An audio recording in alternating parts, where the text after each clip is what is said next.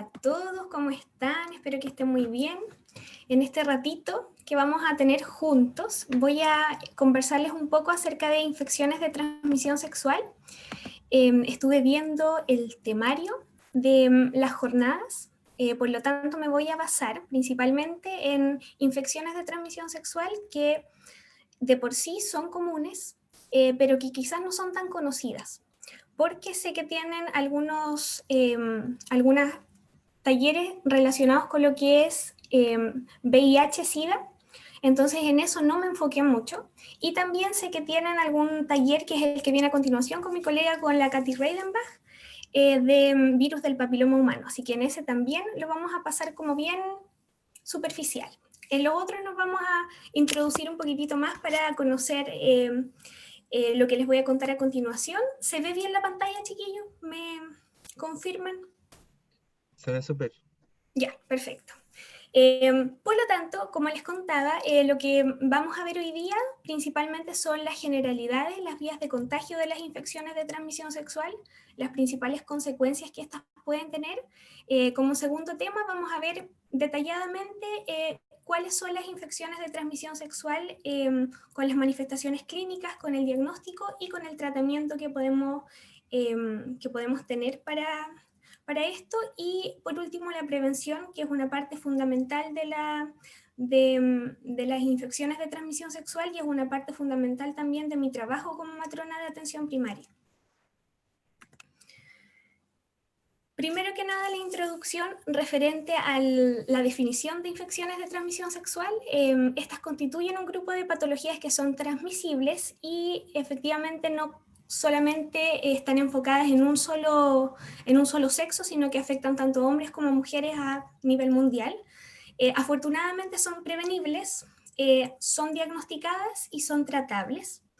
Por lo tanto, la mayoría de las infecciones de transmisión sexual de las que vamos a conversar a continuación tienen tratamientos específicos que son bastante claros y bastante efectivos con respecto a eliminar ya sea bacterias o virus del cuerpo respectivos a la transmisión sexual. Como generalidades les cuento un poco que según estimaciones de la Organización Mundial de la Salud, más de 1 millón de personas adquieren una infección de transmisión sexual cada día. Si nosotros lo pensamos bien, es mucho, es un montón. De hecho, es alarmante porque uno no dimensiona estas estadísticas.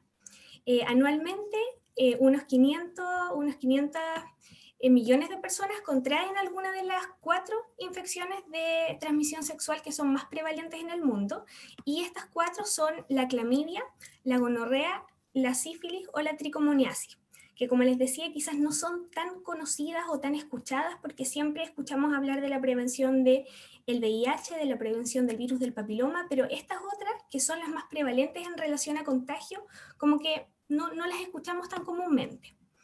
Como desafío tenemos que garantizar idealmente como salud pública, como Ministerio de Salud, que las personas puedan acceder a servicios que interfieran de forma eficaz para controlar las infecciones de transmisión sexual. Es un tremendo desafío al que todavía estamos al debe, pero de a poco vamos trabajando para que esto realmente se pueda lograr.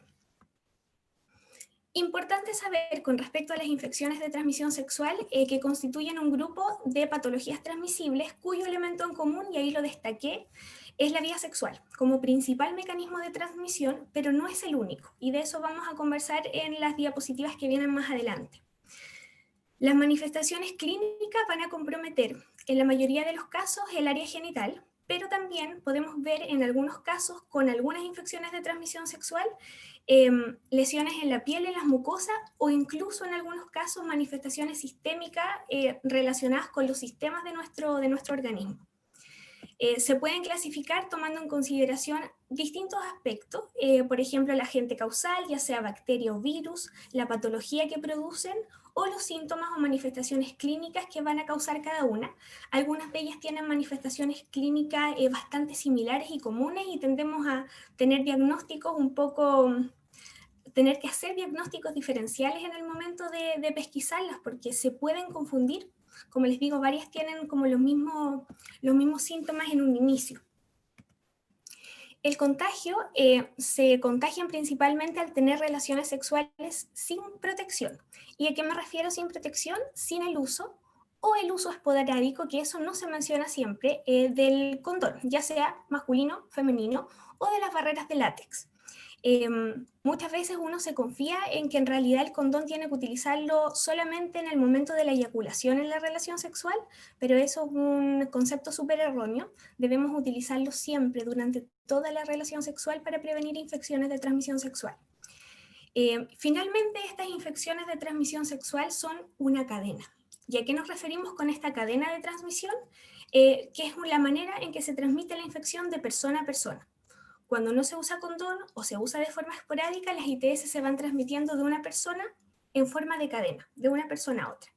Y las vías principales de transmisión es la vía vertical, que afortunadamente cada vez como matronas y matrones logramos disminuir esa brecha de transmisión vertical, que es la transmisión que se da desde la madre contagiada con alguna infección de transmisión sexual a su hijo, a su bebé, al recién nacido. Después tenemos una transmisión sanguínea, donde afortunadamente en Chile ya esos casos están prácticamente erradicados, porque siempre que uno dona sangre o cuando van a transfundir sangre, se realiza una revisión primero de esta para evaluar si es que tiene algún virus que vaya a causar algún efecto en la persona que está recibiendo esta transfusión. Y por último tenemos la vía sexual, que es la más común. Yo diría que es entre el 90 y el 95% de los contagios de las infecciones de transmisión sexual. Pero como ven, la vía sexual no es la única forma de contagio. Principales consecuencias, y aquí mencioné cuatro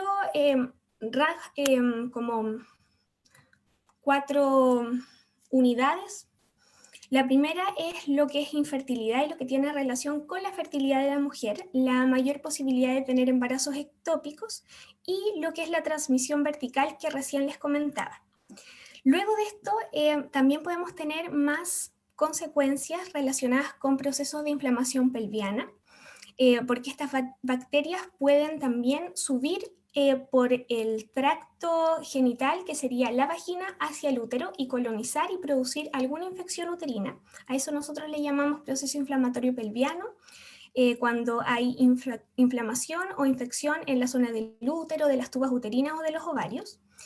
También vamos a tener una predisposición un poco más alta a tener cáncer cervicuterino, que es principalmente causado por el virus del papiloma, y predisposición también a otras infecciones.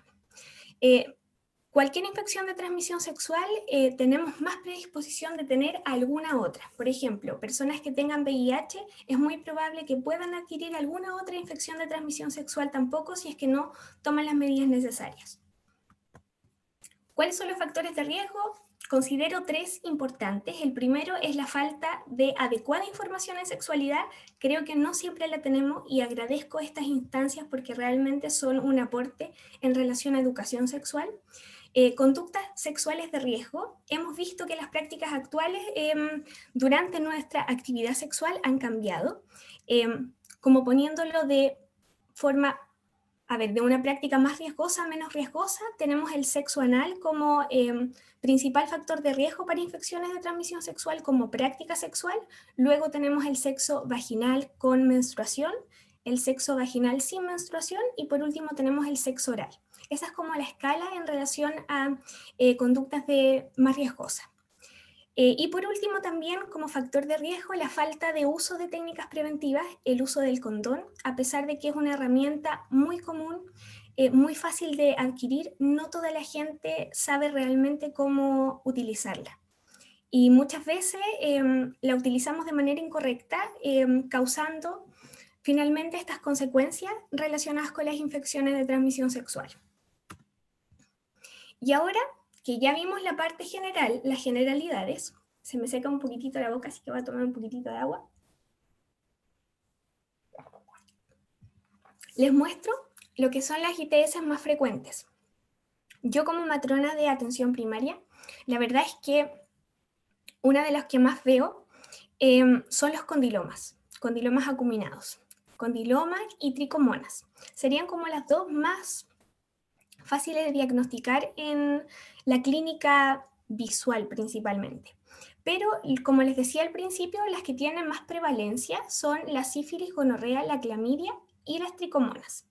Entonces, vamos a evaluar cada una de estas. Les voy a contar cuáles son principalmente los síntomas, cuáles son las manifestaciones que tiene nuestro cuerpo, cuáles son los diagnósticos, cómo realmente notamos que tenemos esta infección de transmisión sexual, y por último, los tratamientos y el seguimiento que se debe hacer en cada caso.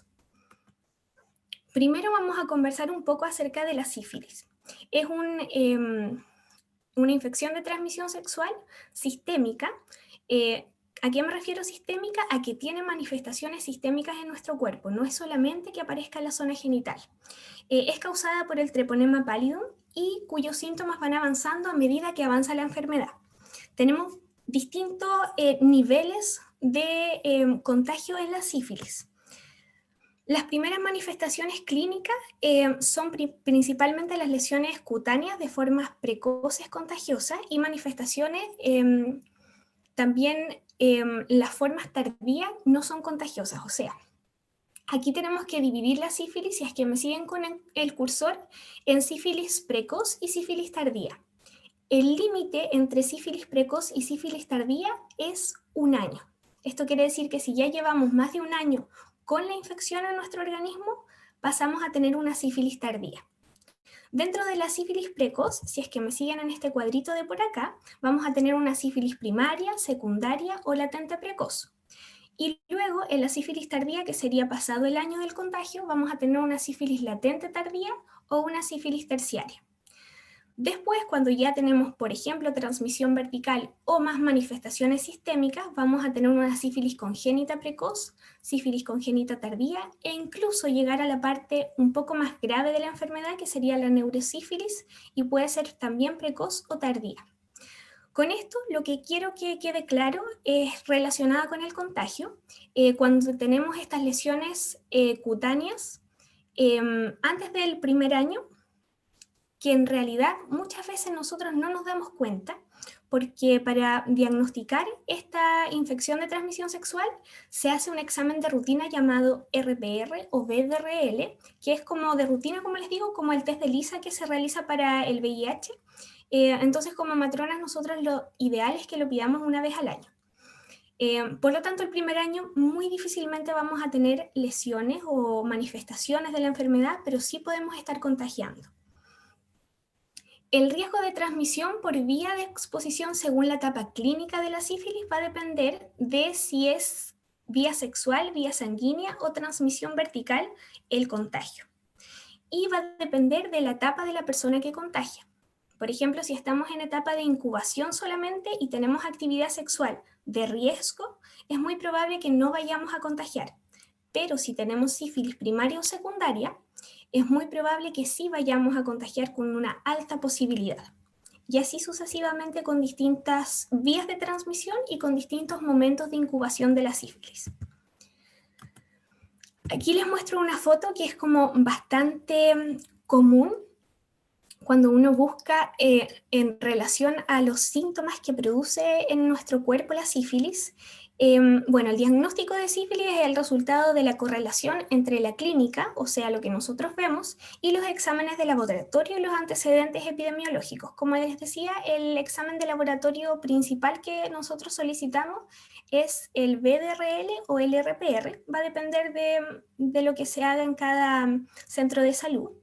En la ecografía, perdón, en la fotografía que tenemos aquí, en esta esquina, lo que les muestro es un chancro sifilítico. Es una de las primeras manifestaciones relacionadas con el contagio de la sífilis.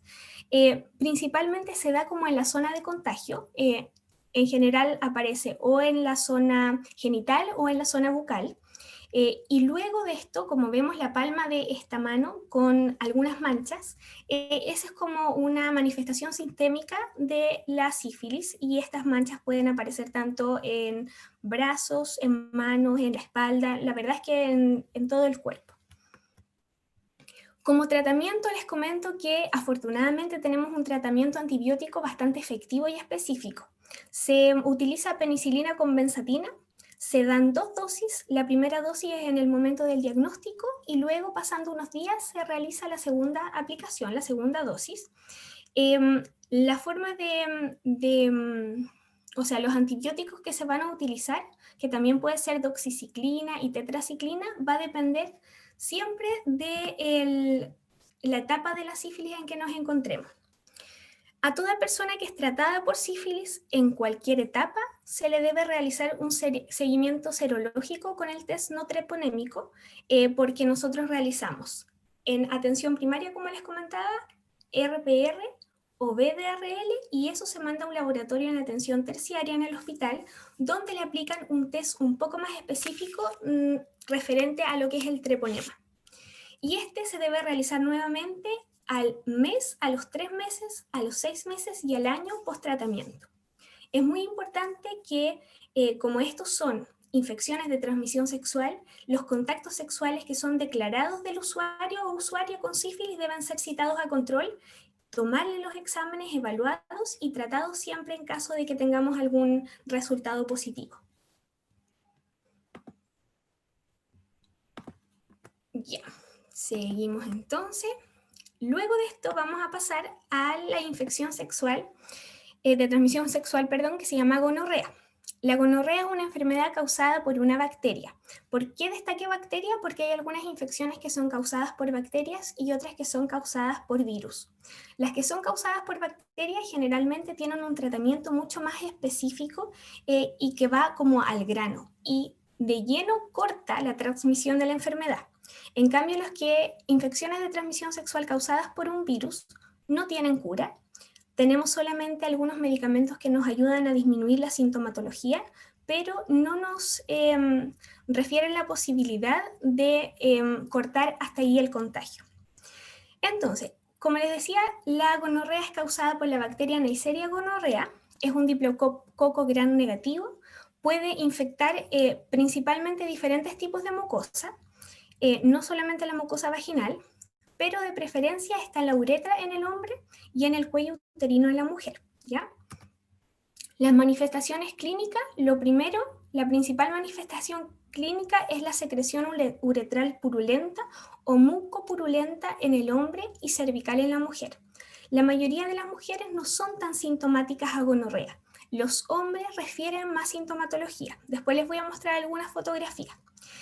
Esta infección, la gonorrea, tiene un periodo de incubación de aproximadamente 3 a 5 días, en un rango de 1 a 20 días. Y el periodo de transmisibilidad puede durar meses o incluso años. O sea, pueden pasar años con que la persona esté con la gonorrea latente, pero que no haya transmisión, ¿ya? Especialmente eso pasa en los casos que son asintomáticos. El tratamiento adecuado interrumpe la transmisibilidad en pocas horas. Como les decía, es súper efectivo y corta de raíz la transmisión de la bacteria. Existen portadores que son asintomáticos y que pueden ser asintomáticos a nivel anal, a nivel vaginal y a nivel faríngeo. O sea, que cualquiera de las prácticas sexuales actuales, ya sea sexo anal, sexo vaginal, sexo oral, puede tener consecuencias si es que no realizamos estas prácticas sexuales con la prevención adecuada. El diagnóstico generalmente se basa en una tinción, que nosotros le llamamos tinción Gram, y también en las mujeres se realiza un cultivo. Todas las personas son sospechosas diagnósticas de gonorrea. Cuando son sospechosas diagnósticas deben ser estudiadas con un cultivo para la vigilancia de la resistencia antimicrobiana, porque también resulta que aquí nosotros debemos entregar un tratamiento antibiótico que lo vamos a ver en la siguiente diapositiva. Como ven en las imágenes, donde les muestro las principales como signos que puede manifestar esta infección, lo primero que vemos acá es una secreción un poco purulenta a través del cuello uterino. Esto es a través de una especuloscopía, entonces notamos el cuello que está más irritado, más rojizo, más friable, y aparte de eso tiene esta secreción. En esta otra foto notamos el glande del pene y se nota claramente esta secreción que es más purulenta. En muchos casos a los varones les causa una sensación de ardor en el momento de orinar. Por lo mismo, porque está muy irritada la mucosa que está en la zona de la uretra.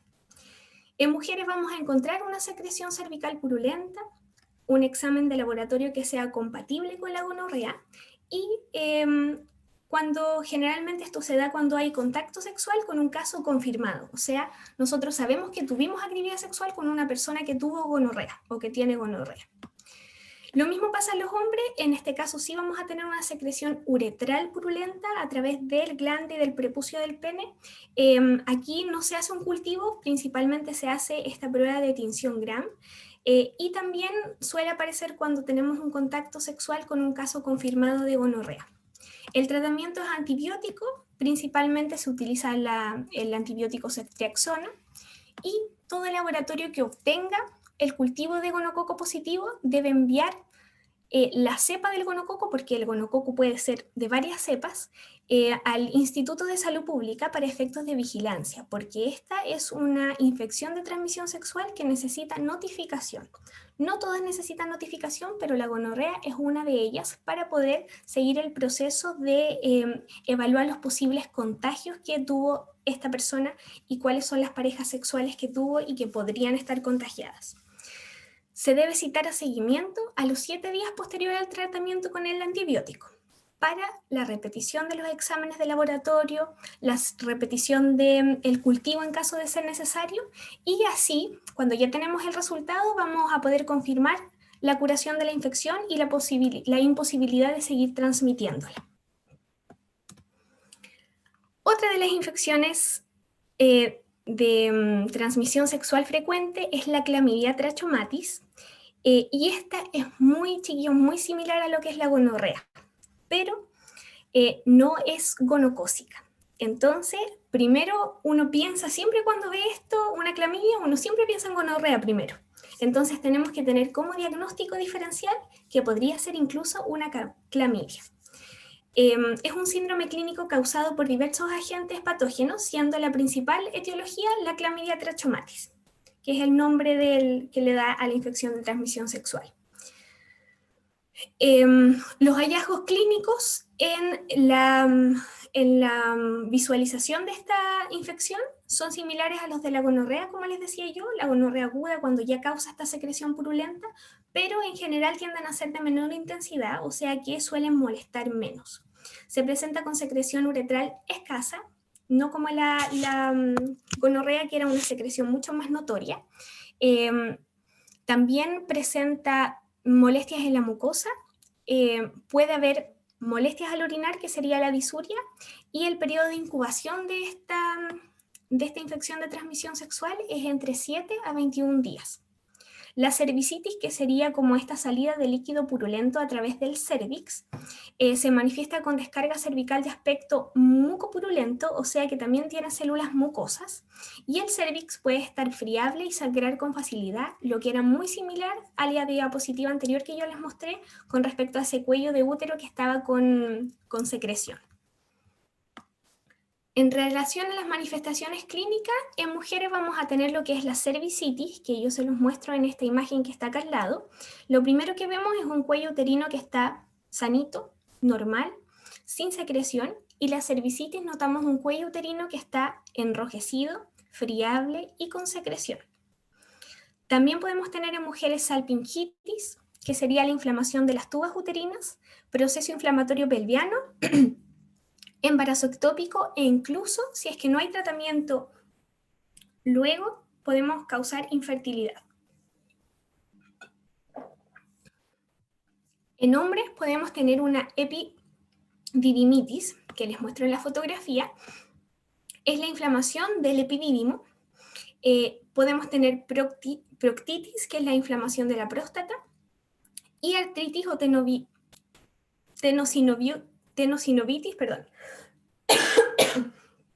tenosinovitis reactiva, que eso ya serían los casos más avanzados de tricomonas cuando no tenemos un diagnóstico certero en un momento correcto. El diagnóstico, todas las personas con sospecha diagnosticada de gonorrea deben ser estudiadas con cultivo para vigilancia de resistencia antimicrobiana. Por lo tanto, si nosotros tenemos la duda entre si es gonorrea o es clamidia, tenemos que realizar estos exámenes, ya sea la tinción Gram o el cultivo de secreción, para ver si es causada por un gonococo o si no es causada por un gonococo. Y ahí vamos a tener el diagnóstico diferencial. En mujeres generalmente tenemos esta secreción cervical purulenta, el sangramiento poscoital o sinusorragia, que es súper común en varias infecciones de transmisión sexual, dolor bajo, ya sea en el abdomen bajo, en la pelvis y disuria, dolor anexial y también dolor al tacto vaginal. Por ejemplo, cuando nosotras como matronas llega una mujer que nos relata síntomas compatibles con lo que es la clamidia o alguna infección de transmisión sexual, una de las cosas que nosotros hacemos para evaluar si es que tenemos algún dolor a la movilización cervical es realizar un tacto vaginal. Y a través del tacto vaginal nosotros vamos a hacer una leve movilidad de lo que es el cérvix, el cuello uterino, y ahí nos damos cuenta al tiro si tenemos este dolor al tacto vaginal.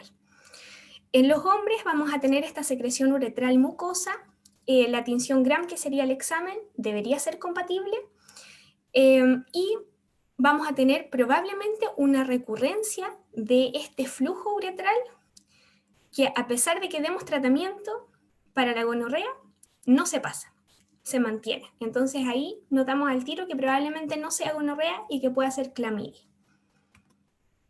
El tratamiento también es antibiótico, es un tratamiento antibiótico distinto al anterior, que es acitromicina con doxaciclina. La verdad es que no quise hacer mayor hincapié en lo que son los medicamentos, es importante que sepan solamente que es un tratamiento antibiótico. El control debería ser a los 7 días con resultados del cultivo inicial y toma de un cultivo de control. En la mayoría de las infecciones de transmisión sexual, lo que vamos a notar es que siempre nos van a citar próximamente para repetir los exámenes y evaluar si es que nuevamente vamos a necesitar o no de otro tratamiento o de exámenes complementarios. La respuesta al tratamiento se va a evaluar con exámenes negativos, como les decía, post-tratamiento, más o menos a los 7 días. Muy bien. Son hartas, ¿ven? Son hartas infecciones de transmisión sexual y que de repente como que no conversamos mucho de ellas. Nos centramos en lo que es VIH, en lo que es VPH, pero a través de estas presentaciones la verdad es que podemos tener un panorama un poco más general de que hay hartas más infecciones de transmisión sexual. Bien, aquí tenemos la tricomoniasis. Entonces, haciendo un resumen, habíamos conversado sobre la sífilis, sobre la gonorrea y sobre la clamidia. Esta sería la cuarta infección de transmisión sexual más recurrente en el contagio de la población. Esta es una infección causada por la Trichomonas vaginalis y que al tomar contacto con la mucosa vaginal va a aumentar el pH local de la zona vaginal principalmente, liberando sustancias que van a producir grietas en el epitelio e inflamación.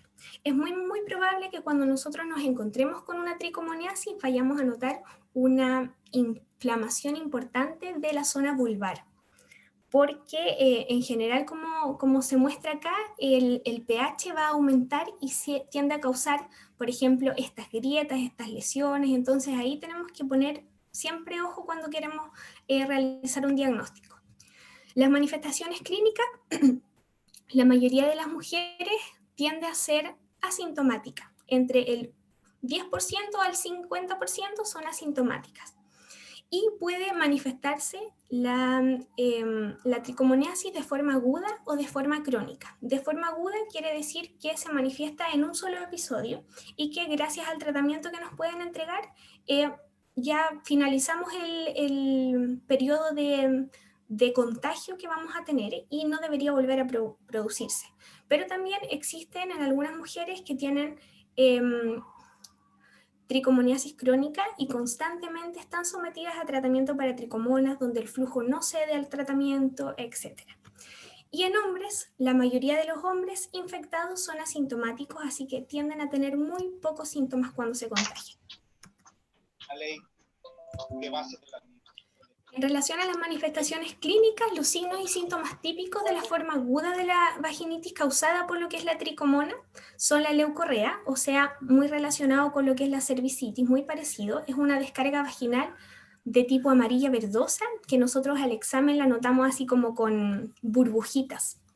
Y generalmente esta es una de las infecciones que tiene mal olor.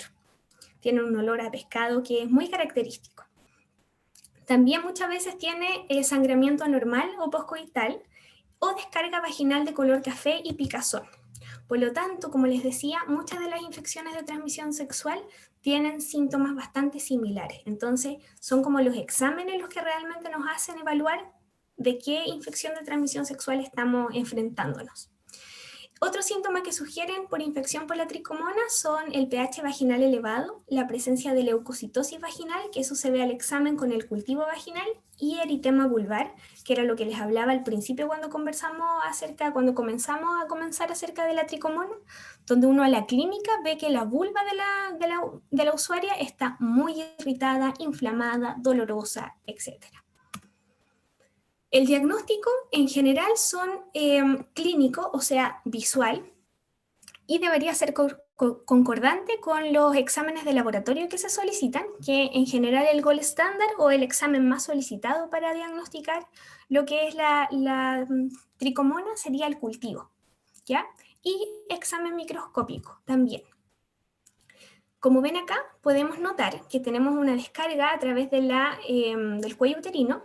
Tenemos el cuello uterino bastante friable, tiene como pintitas, y en esta foto de al lado un flujo vaginal que es entre amarillo y verdoso, que obviamente no vamos a notar el olor, pero siempre tiene un olor característico como a pescado, y tiene burbuja. Entonces eso igual es muy característico relacionado con el flujo causado por la tricomona. Con respecto al tratamiento, se recomienda el uso combinado de terapia oral y local, o sea, cremas, por ejemplo, sobre todo enfocado en la irritación que va a tener a nivel vulvar, y también terapia oral o óvulos. Muchas veces nosotros indicamos los óvulos como tratamiento para la tricomona, pero yo diría que el tratamiento oral también es importante. Es súper importante que el tratamiento no solamente sea para la usuaria que está con la tricomoniasis, sino que también sea para la pareja. Es un tratamiento dual que debería el hombre también consumirlo. Y el tratamiento es el metronidazol, es un antibiótico, y con eso ya deberíamos andar muy bien cuando son infecciones agudas por tricomonas. Recuerden que también teníamos la posibilidad de que fueran infecciones crónicas y ahí es un poco más complejo. El tratamiento de todos los contactos sexuales declarados es súper importante porque la persona porque es esencial para evitar las reinfecciones.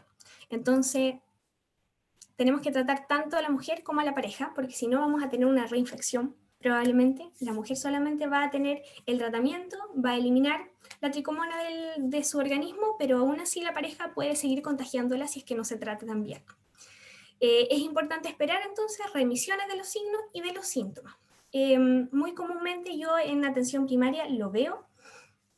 Entonces se nota rápidamente cuando cumplimos bien el tratamiento y cuando tenemos un buen resultado. Entonces ahí tenemos la posibilidad de citarla 7 a 14 días después del tratamiento para evaluar cómo va la evolución. Esta parte la vamos a pasar bastante rápido porque sé que la Katy después viene a conversarles un poco más en profundidad de lo que es el virus del papiloma.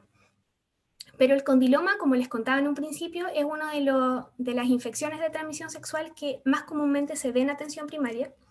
Es una infección causada por ciertos tipos de virus del papiloma humano, porque el papiloma humano se deriva a muchos subtipos del virus. Se presenta tanto en hombres como en mujeres en formas de verrugas en la zona genital, y la mayor parte de las verrugas son causadas por los subtipos del virus del papiloma 6 y 11. Generalmente estos subtipos, que se han encontrado más de 200 subtipos del virus del papiloma, están clasificados por números, y es el 6 y el 11 los que tienen más relación con la aparición de los condilomas.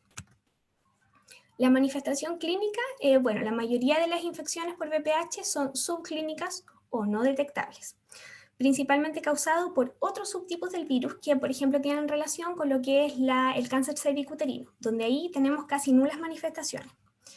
Comienzan como pápulas rosadas o rojas del tamaño de la cabeza de un alfiler. Generalmente son lesiones muy pequeñitas y que son fáciles de detectar, sobre todo en mujeres que se realizan autoexámenes o que conocen bien su anatomía y están siempre pendientes de algo distinto que vaya apareciendo.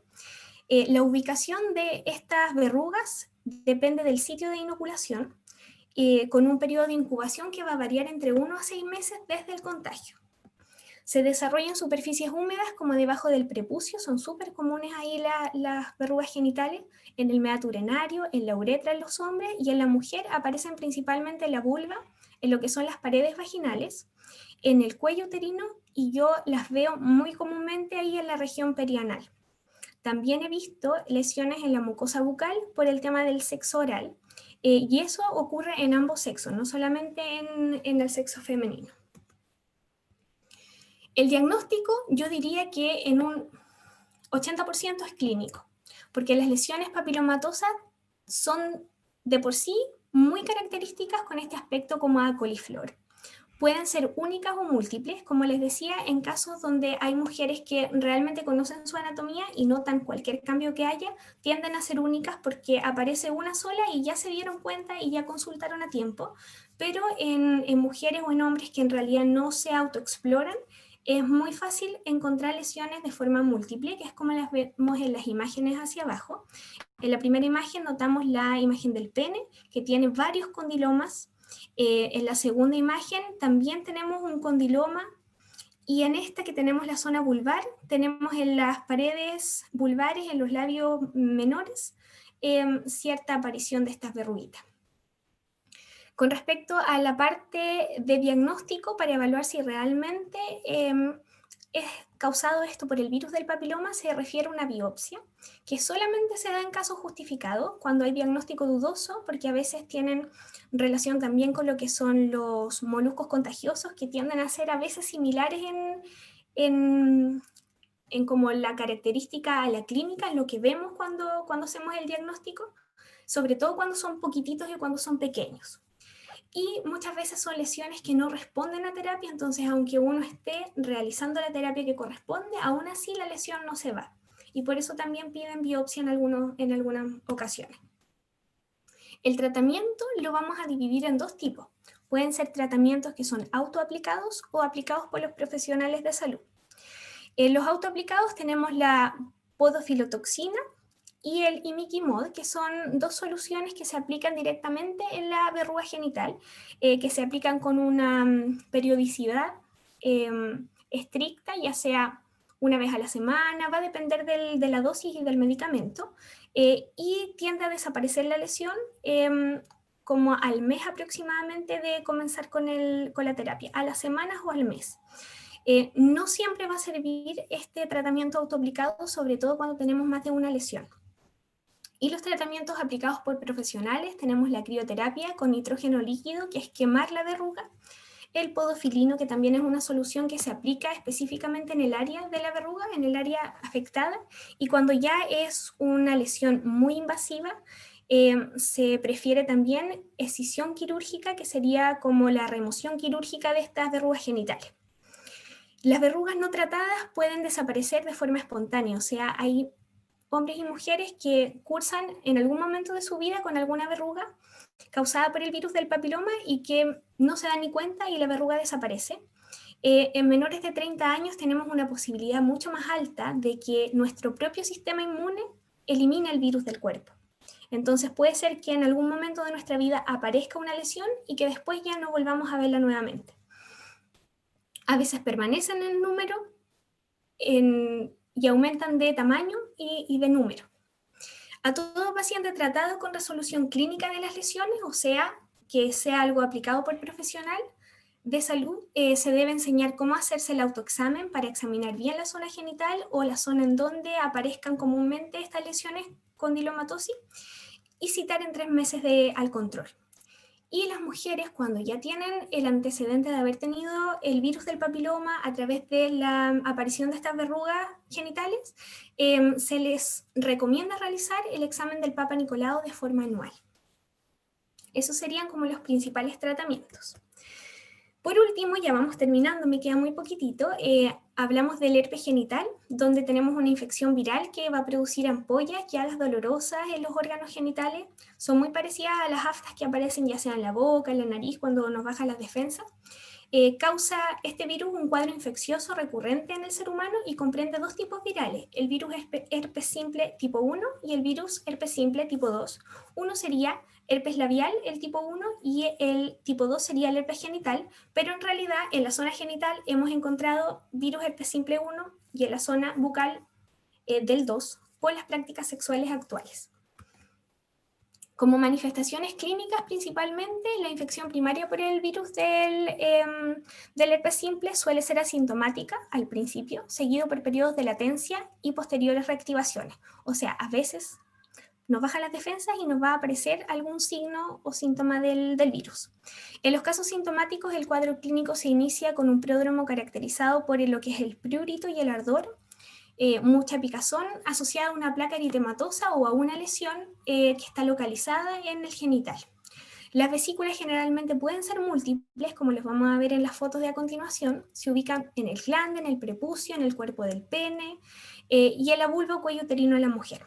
Y relacionado con la recurrencia, o sea, con que vuelvan a aparecer estas lesiones, se presentan más de un 80% de las personas que tienen el virus del herpes simple. Recuerden que hicimos una distinción entre bacterias y virus. Por lo tanto, los virus tenemos más posibilidades de disminuir solamente los signos del virus, pero no de eliminarlo de nuestro organismo, ¿ya? El diagnóstico, tenemos un cuadro clínico concordante también en los exámenes de laboratorio. Tenemos algunos tests, el test de SNAC, serología, la PCR y el cultivo viral. Y luego acá abajo les muestro las fotografías que, como ven, son lesiones que son más de una en la mayoría de los casos, son dolorosas, causan inflamación, causan irritación.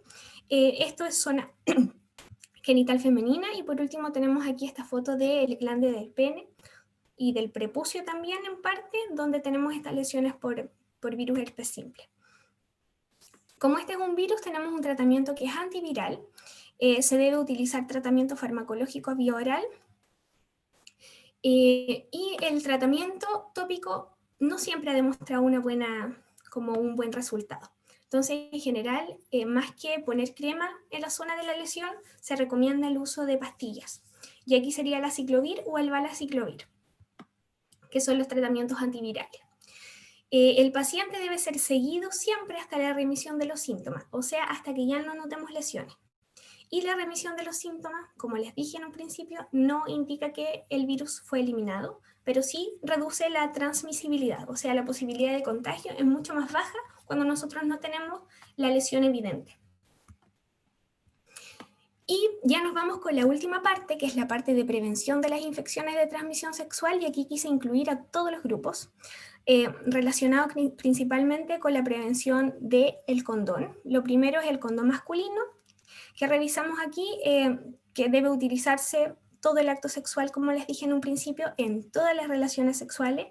Es importante conservarlo en un lugar fresco y seco. El envase siempre debe estar intacto, debemos abrirlo solo con las manos, evaluar la fecha de vencimiento, asegurarnos que tenga el control de calidad adecuado y siempre seguir las instrucciones del uso.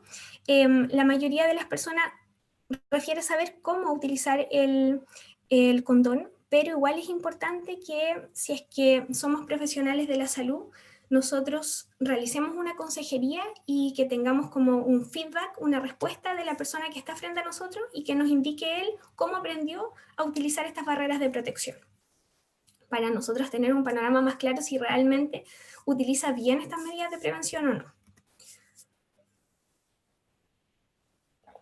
Tenemos también aquí las instrucciones del uso correcto del condón femenino, que es un condón que no está siendo tan utilizado, pero sí lo tenemos a la mano, afortunadamente, donde en este caso mujeres nos podemos hacer cargo de esta prevención de infecciones de transmisión sexual. Recuerden que los anticonceptivos en sí, anticonceptivos hormonales, no van a prevenir infecciones de transmisión sexual, por lo tanto solamente condón femenino masculino van a prevenir esto. Este condón se puede insertar unas horas antes de la relación sexual o justo antes de la relación sexual, y no es difícil introducirlo y tampoco es difícil retirarlo, no es doloroso, y es bastante similar, y la verdad es que tiene la misma protección que la que tiene el condón masculino. Y lo último que quise compartir con ustedes es la barrera de látex, que tampoco es tan conocida. Aquí saqué una imagen de la Fundación Huésped que me pareció súper clara para explicarle. Este es un campo de látex que sirve principalmente para el sexo anal, para el sexo vaginal, para el sexo anal. Es una manera segura para evitar contagio. Lo que tenemos que hacer es tomar un condón masculino y cortarle la punta. Esta como globito que tiene arriba se puede cortar y luego se corta de forma vertical, para poder extenderlo, ¿ya? Podemos apoyar esta barrera de látex extendida en la vulva, en el ano o en la zona bucal para prevenir los contagios. Así que es una buena herramienta para personas que tengan distintas y diversas prácticas sexuales. Como conclusiones, las infecciones de transmisión sexual en Chile son más frecuentes de lo que pensamos. De hecho, los condilomas, el virus del VPH, la gonorrea, infección por clamidia, son de las más comunes. El uso del condón y la educación sexual son excelentes medidas para disminuir la frecuencia de contagio. Esta ya es una instancia de educación sexual, así que aprovechenla. El no diagnóstico y tratamiento de ellas puede causar daños a futuro, que son los que vimos al principio, como infertilidad, como infecciones, como cáncer cervicuterino, etc. Y el tratamiento es específico para cada una de ellas. Como vieron, no todas tienen el mismo tratamiento y la mayoría de estas infecciones de transmisión sexual, por fortuna, son altamente sensibles a los tratamientos. Así que teniendo tratamientos a tiempo, podemos disminuir el contagio, evitar de lleno el contagio y la propagación de estas infecciones de transmisión sexual. Las referencias son las normas de profilaxis y diagnóstico del tratamiento de las infecciones de transmisión sexual. Está actualizado en el 2016, así que es material como bastante bueno y actual. Muchas gracias, chiquillos. Espero que les haya gustado, que hayan aprendido. Voy a dejar de Muchas compartir la pantalla. gracias por su presentación, Rocío. Hay varias preguntas ya en el chat desde que comenzó a hacer su presentación, así que vamos por las preguntas. Vale. Camila Herrera pregunta, ¿cuál es el tiempo de ventana para tomarse el examen de BDRL desde la última práctica sexual de riesgo? Lo que se recomienda como tiempo de ventana es aproximadamente 3 meses. Es muy similar a lo que es el test de Lisa en relación al test del VIH, que son 3 meses. En la mayoría de las infecciones de transmisión sexual son 3 meses como periodo de ventana, donde es muy poco probable que notemos síntomas. Carolina Vargas pregunta, ¿en qué consiste el examen del BDRL? Ese examen es un examen muy simple que es solamente una muestra sanguínea.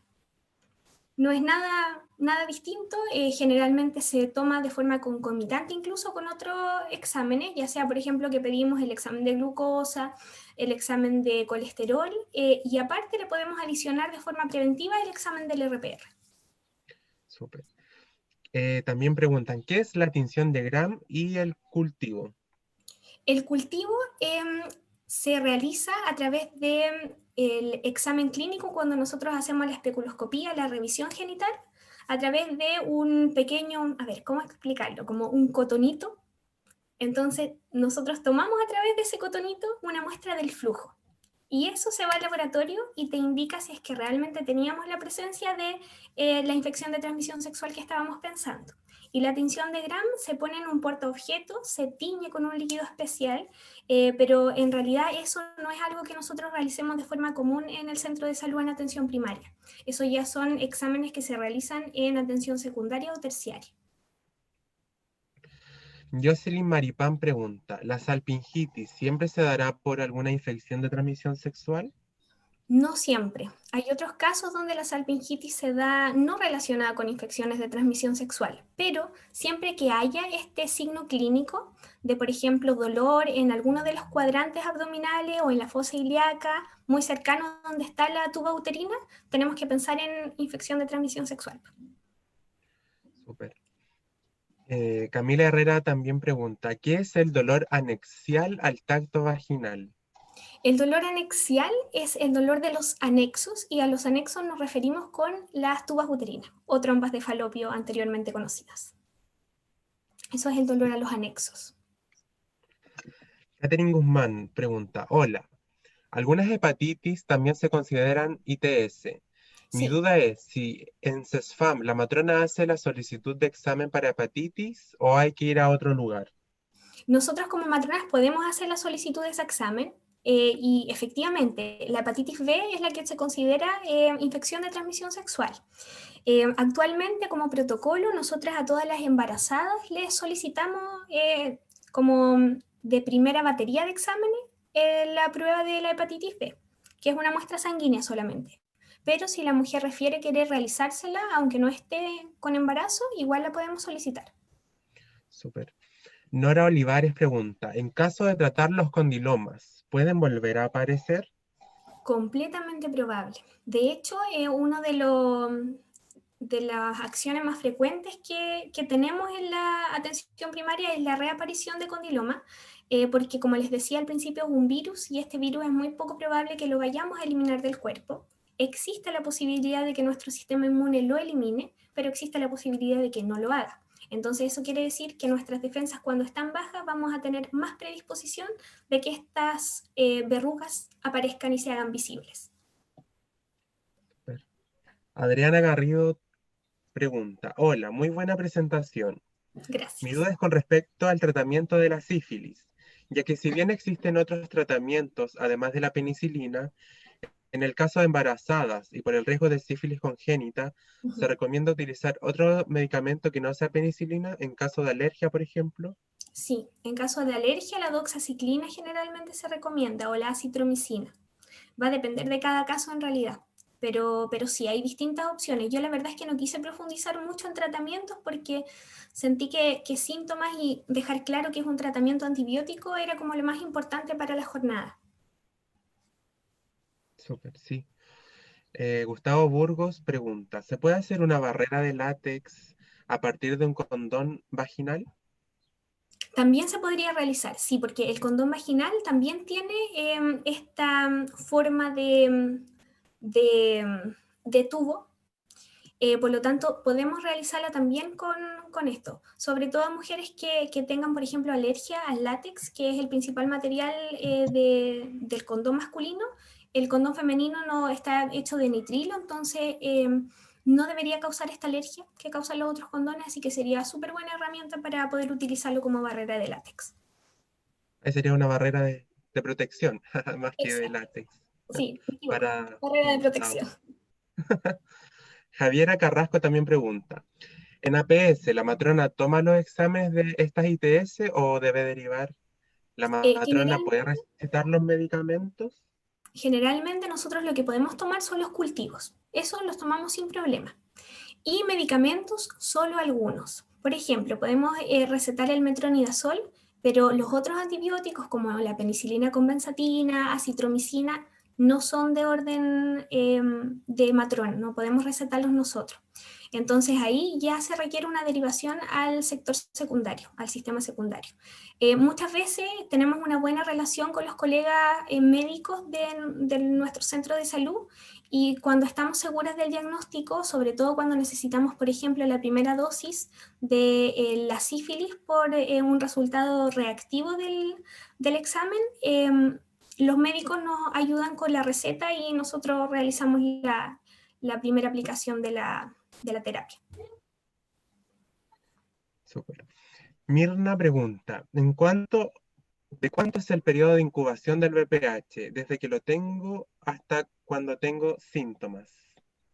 Eh, Hoy eso es muy poco fácil de, De mm, precisar. de precisar, sí, porque pueden ser entre 1 a 6 meses, como puede ser que pasen 5 años y recién te diste cuenta que tenías el virus, entonces es muy difícil poder saber realmente cuánto tiempo atrás te contagiaste del virus del papiloma, recién cuando aparecen las manifestaciones, es muy complejo, muy complejo. Sofía Ávila pregunta, ¿en todos los casos, en el periodo de incubación, no se transmite la infección? Sí, tengo entendido que en todos los casos, cuando estamos recién en el periodo de incubación, no tenemos transmisión, que en general la transmisión se realiza cuando tenemos más sintomatología clínica. Nicolás Tudillo pregunta, ¿por qué algunas ITS tienen notificación obligatoria y otras no? Y de las que vimos, ¿solo la gonorrea tiene notificación obligatoria? De las que encontré, sí, la gonorrea tiene notificación obligatoria y bueno, el VIH también tiene notificación obligatoria. El VPH, más que notificación obligatoria, tiene seguimiento relacionado con los papanicolaos, con atención en unidad de patología cervical, etcétera. Pero de las que encontré solamente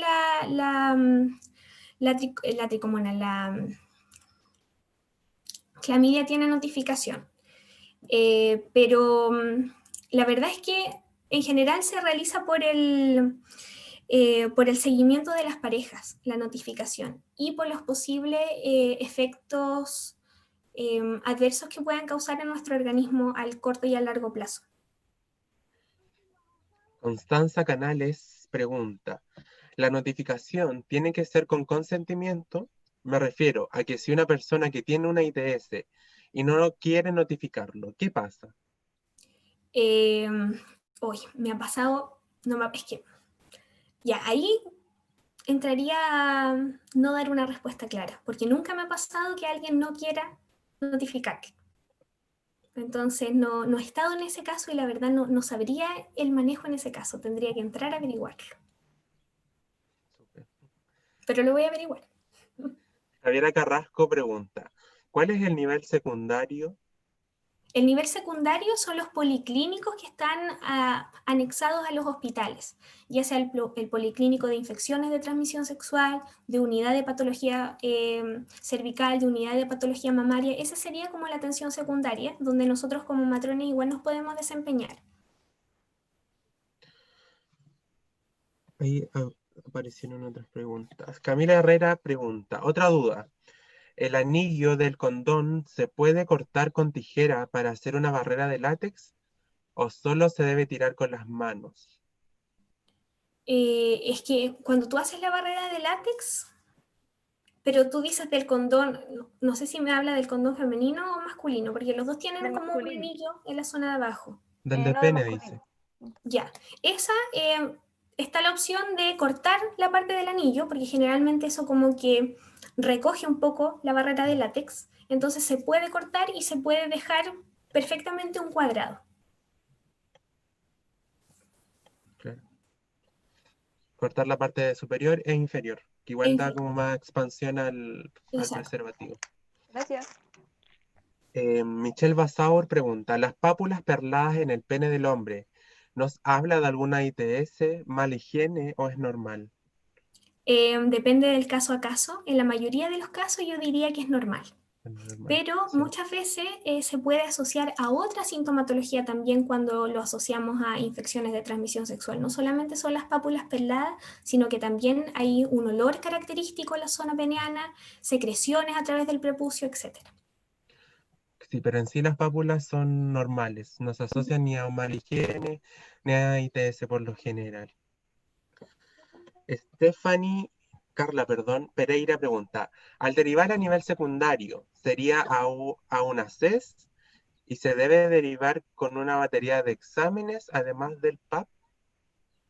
Sí, nosotros derivamos a una CES. Yo al menos en Lautaro trabajo con el Hospital de Lautaro, que tiene un policlínico de ITS. Entonces, por suerte tenemos una relación bastante cercana con el matrón que trabaja allá, así que al contacto directo yo le refiero el caso y él me dice, mándamelo con tal examen, tal hora, tal día, etcétera. Entonces es fácil en relación a eso tener colegas como conocidos en la parte de atención secundaria, pero sí en general se manda con exámenes de sangre, que somos los que podemos tomar como de forma más rápida, pero exámenes específicos se realizan en el policlínico.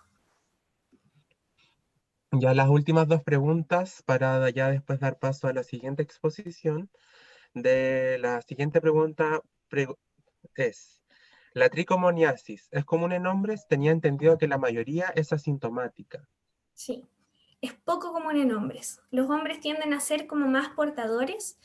Hay casos en que las mujeres principalmente son las sintomáticas de tricomonas y como les decía en la exposición, es un flujo súper característico, entonces podemos notar rápidamente que es tricomona sin mayores exámenes, sino que solamente en la clínica y afortunadamente tenemos a libre disposición por lo menos de nosotros matrones, para entregar estos medicamentos en atención primaria, ya sea para la usuaria y para su pareja, de forma conjunta. Ya la última pregunta de Carolina Vargas dice, ¿se puede confundir una erosión de pene, o sea, perdón, una erosión de herpes con una de hongos en el pene? Muy difícil. Yo diría que la erosión de herpes se puede confundir más con el chancro sifilítico en la sífilis primaria. Ahí yo creo que podríamos entrar a confusión, pero una es dolorosa y es muy irritante y el chancro sifilítico no es doloroso. Casi no tiene sensibilidad en esa zona donde tenemos la lesión y tiende a ser como una lesión única. En cambio, el herpes genital aparecen como varias lesiones en un mismo sector. Muchas gracias. Agradecemos enormemente a Rocío Kleiner por su participación, por aceptar ser parte de este ciclo de charlas de educación sexual. Así que muchas gracias, Rocío. Eh, Agradecemos de verdad enormemente tu participación y las respuestas a las preguntas tan amablemente.